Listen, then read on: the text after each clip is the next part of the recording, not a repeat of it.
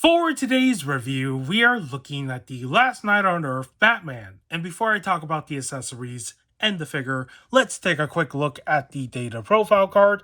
As you can see, there is this beautiful comic book artwork of Batman treading through the desert from what it looks like. And he's also holding a lantern with a Joker head inside, which is the main reason why I chose this figure for today's review, is because the entirety of this image is very creepy looking. Like, why does he have a severed Joker head with him?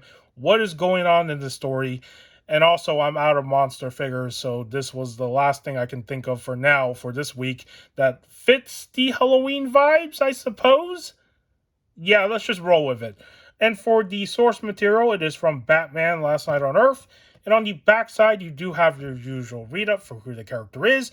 But you can also tell how old this figure is based on the data profile card, because there's additional information that they no longer include. So for the source material, this is from issue number 1 of Last Night on Earth. His real name is Bruce Wayne, we all know that.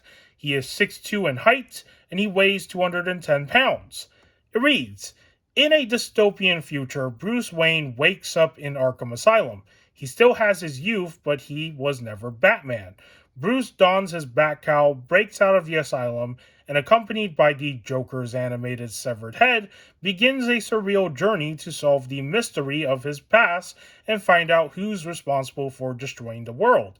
Encountering both friends and enemies along the way, the Dark Knight's quest through the devastated landscape may prove to be his last adventure ever. And that's a pretty good read-up on what this version of Batman is, and I'm glad there was context provided, because the last figure that I looked at, which was the Two-Face as Batman figure, did not provide any context to why he's wearing the costume. So yeah, sometimes with these data profile cards, they will tell you what's going on, and sometimes they don't. It's really random. This figure was part of the Last Night on Earth Bane Build-A-Figure wave, and I talked about the Bane and Scarecrow figure a year ago, which was my second review that I ever uploaded on this channel. So if you want to look back at that video, you can. Alright, enough of me promoting my own video. Let's just talk about the accessories that this figure actually came with. So, not counting the build pieces, he comes with the baton. As you can see right here, this is what I call this thing. I don't actually know what this is. It looks like a bat, a baton, whatever you want to call it. And this is the accessory that he holds as a weapon in his left arm. This can also be stored on the figure. There's a little thing right there where you can actually store it so he can carry it if you don't want him to hold it. So that's pretty cool. And it is all just one color, so there's that. And for the other accessory, which I think is the coolest looking accessory that I've ever seen, it is, of course, the lantern with the Joker head. And this Joker head, I don't think has ever been reused for any other figure. I don't think. It looks like its own thing because, you know, those 3 Joker figures that we got, I think all the head sculpts are different from this one. So this is a unique head sculpt for just this lantern accessory. Now, if you want to use this Joker head, I don't know if you can use it as a head sculpt for a Joker figure. I won't break this open just to show that because you can't take this out. But if you don't care about the whole lantern accessory and you actually want to use the head sculpt for a Joker figure, you probably could get this to work. I'm not too sure. But yeah, do what you want to do. But yeah, really cool accessory. Love this thing. Love the fact that he has this, even though it's creepy looking. But there it is. And that's pretty much all the accessories this figure comes with. I don't count the figure stand. He does come with one. But, you know, all DC Multiverse figures come with a figure stand anyways. Let's talk about the aesthetics. This is not your traditional looking Batman figure. He's very much on the more wackier side of things when it comes to his design because he's wearing a straitjacket. That is not something you would ever see Batman wear.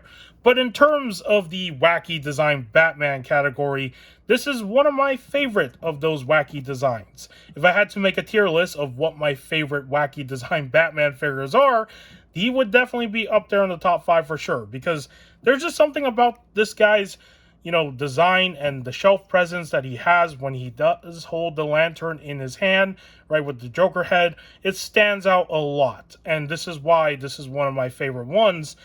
And when it comes to the overall sculpting of this figure, I think they did a pretty good job with the overall look here. As you can see with the outfit that he's wearing, they did apply a lot of texture work to the entire suit, which is nice because that does create some sort of realism for what he's wearing.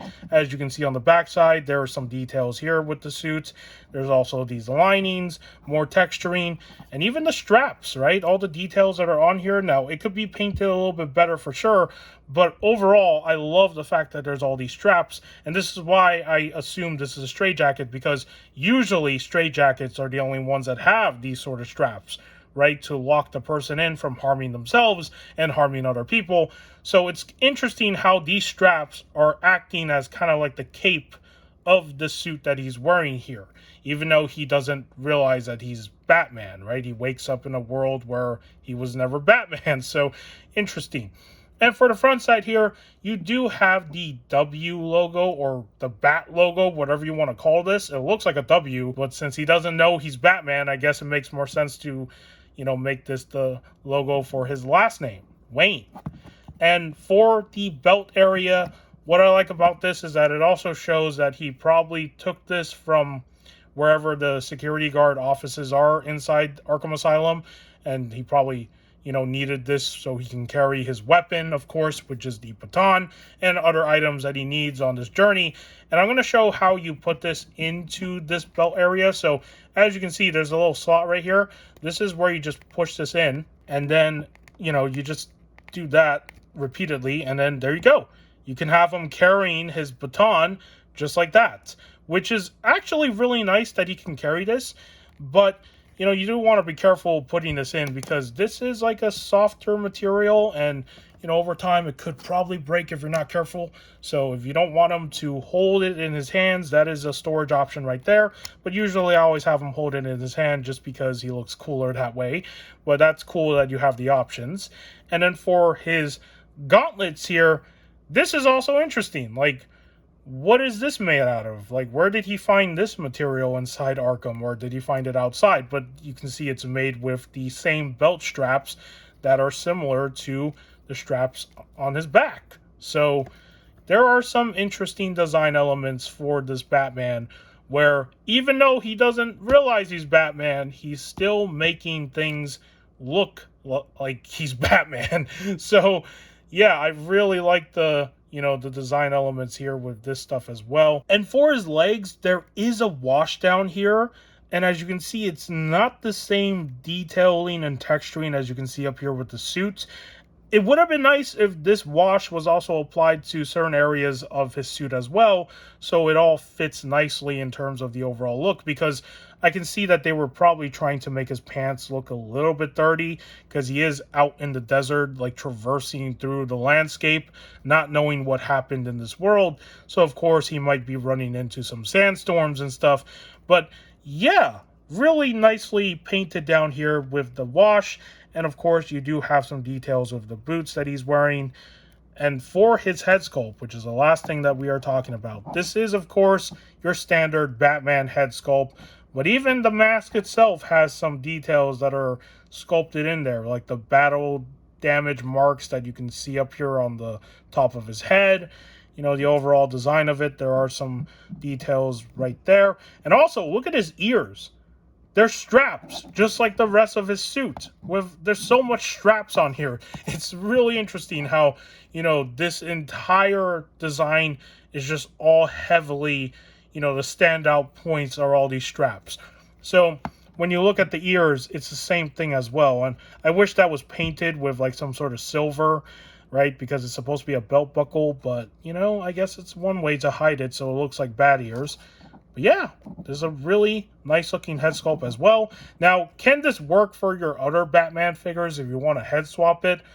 I don't think so, because this detail right here pretty much confines this head sculpt to this design. It won't work well with other Batman body bucks, because this gives it away that it doesn't belong with it. And that's pretty much all the aesthetics of this Batman figure. I think they did a pretty good job with this one, and it's one of my favorites. Is there anything else I'm missing? Oh, actually, we forgot to talk about the hands. The hands are pretty simple.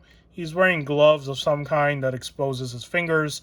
And yeah, that's it. That's all the aesthetics. Moving on into the articulation of this figure, let's start with the head sculpt.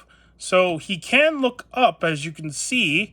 not exactly the greatest because he will run into the back part of this collar piece. Looking down, can't really look down the best, but I mean, yeah, that kind of works. But you can see how he just runs into this part of the collar part as well. And then when it comes to turning left and right, you can get a little bit of the head to turn, as you can see, but it's very restricted because, again, it's running into this part. And then for his tilting side-to-side motion, he can do that. So articulation with the head sculpt is decent, but it does have its problems. For his arms, he does have butterfly joints right there, but they're pretty useless because Mcfarlane figures, the butterfly joints are really meant to just fill in the gaps. They're not really actual proper butterfly joints as how they're supposed to work. So there's that. His arms can lift up this high up. He can swing them all the way back and forth. He does have bicep swivel up here. He also has articulation in the arms, double jointed as you can see. And he also has swivel here in the hands and articulation at the wrists.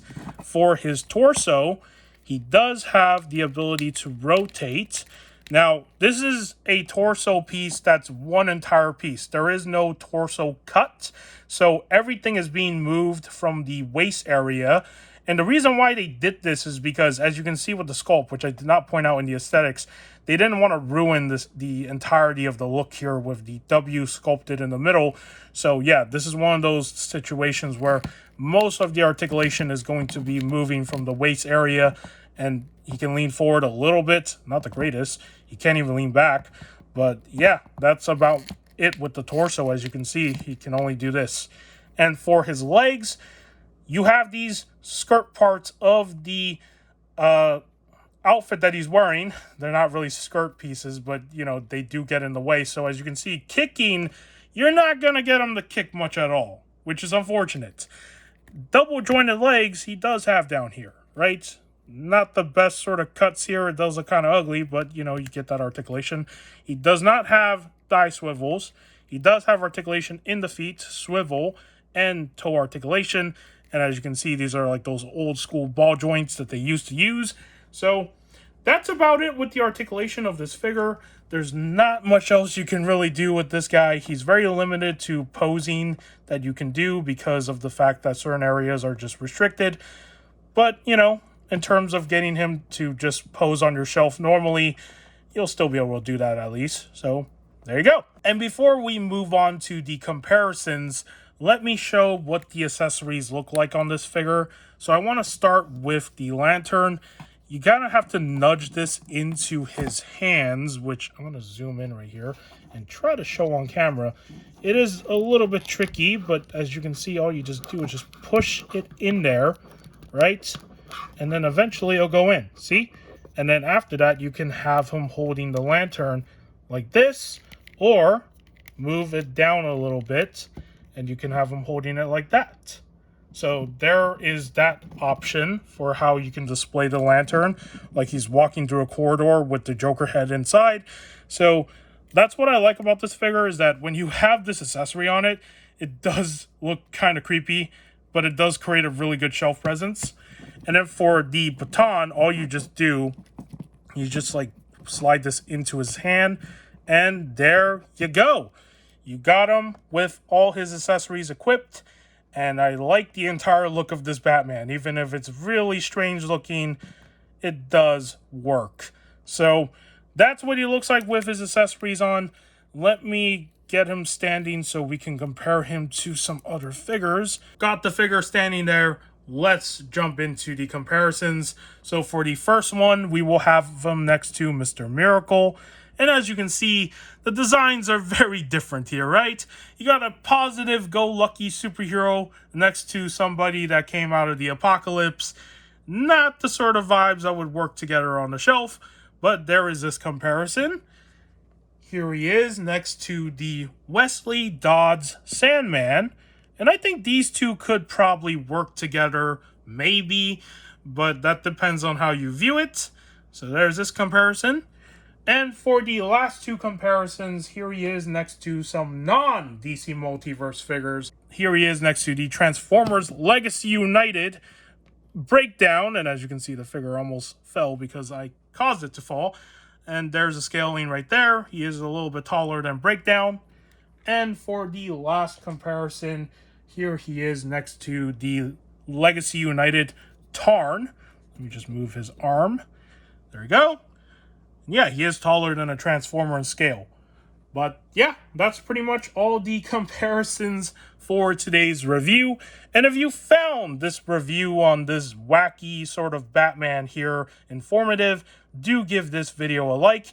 If you want to subscribe to the channel for more action figure content and whatever else I do on here, it would be much appreciated.